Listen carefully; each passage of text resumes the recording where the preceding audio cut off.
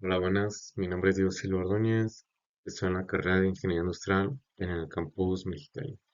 Y para esta presentación vamos a hablar sobre el análisis y comprensión de datos en la materia de análisis basado en datos. Muy bien. Para empezar, tenemos los tipos de datos. Entre ellos están los datos estructurados, eh, como los que están organizados en tablas o bases de datos. Son los más fáciles de manejar porque siguen un formato fijo. Luego están los datos no estructurados como imágenes, videos o correos electrónicos, que no tienen un formato específico y requieren herramientas avanzadas para analizarlos. También existen datos semiestructurados como XML o JSON, que tienen una estructura flexible. Por otro lado, tenemos datos generados por máquinas como los registros de sensores o logs de servidores. Y finalmente los datos en lenguaje natural, que son textos escritos o hablados por humanos. En la siguiente diapositiva tenemos el flujo de trabajo en ciencia de datos. El flujo de trabajo en ciencia de datos es un proceso iterativo. Luego comienza identificando el problema. Es clave entender qué queremos resolver. Después recopilamos datos de fuentes internas o externas. Una vez que tenemos los datos, los preparamos, limpiamos errores, completamos datos faltantes y los transformamos para que sean utilizables. Luego hacemos un análisis exploratorio, buscando patrones. Y luego pasamos al modelado, donde creamos modelos predictivos o descriptivos. Después evaluamos el modelo para ver su precisión y rendimiento. Finalmente implementamos el modelo y lo monitoreamos para asegurar que siga funcionando correctamente. Este ciclo puede repetirse varias veces hasta obtener los mejores resultados. Ahora vamos a hablar sobre las formas de recopilación de datos. Hay varias formas de recopilar los datos para obtener datos de fuentes internas como registros de ventas o información de clientes. También de fuentes externas como redes sociales o bases de datos públicas. Son sensores de IoT generan datos en tiempo real, algo súper útil en áreas como el monitoreo ambiental o la domótica. El web scraping nos permite, nos permite extraer información de sitios web de forma automatizada.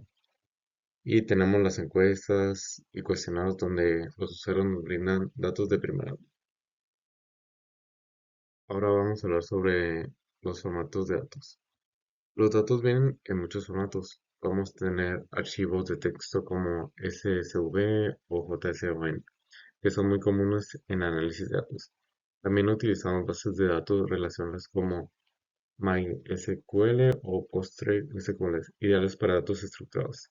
Si trabajamos con datos más flexibles, utilizamos bases de datos no SQL, como MongoDB.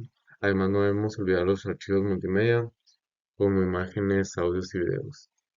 Y en aplicaciones modernas manejamos datos en tiempo real, como los que generan los sensores o las redes sociales. En la siguiente diapositiva hablaremos sobre el almacenamiento de datos. Para almacenar datos hay varias opciones. Podemos usar bases de datos locales en servidores internos, aunque son menos escalables. Otra opción popular es el almacenamiento en la nube con servicios como AWS, Google Cloud o Azure, que permiten acceder a los datos desde cualquier lugar.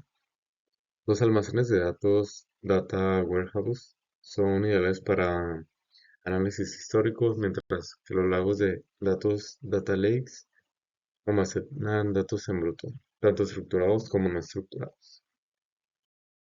Para la siguiente diapositiva hablaremos sobre aspectos éticos del almacenamiento de datos.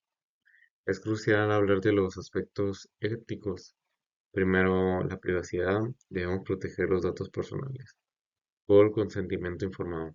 Los usuarios deben saber y aceptar cómo se utilizarán sus datos. La transparencia también es fundamental, explicando claramente qué datos se recopilan y por qué. La seguridad es una prioridad para evitar accesos no autorizados. Debemos garantizar su uso justo, evitando sesgos o discriminación. Finalmente, la responsabilidad. Las organizaciones deben cumplir con normativas éticas y legales. Y a continuación están las fuentes para desarrollar esa presentación con las que se nos proporcionó en la meta. Y como resumen, tenemos que la ciencia de datos no solo trata de números y algoritmos, sino también de decisiones éticas y responsables. Gracias por su atención.